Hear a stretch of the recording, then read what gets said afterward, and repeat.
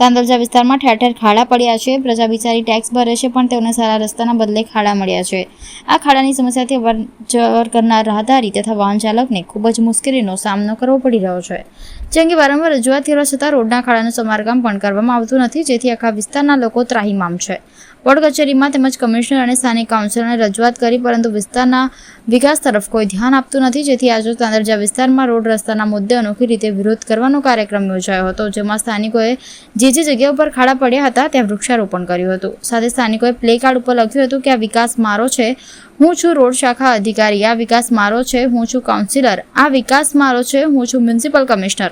સ્થાનિકોએ જણાવ્યું હતું કે રસ્તાની સમસ્યાને લઈને વારંવાર સંબંધિત અધિકારીઓને સ્થાનિક કાઉન્સિલરને રજૂઆત કરી છે, સાથે જ ધારાસભ્યને રજૂઆત કરી હતી।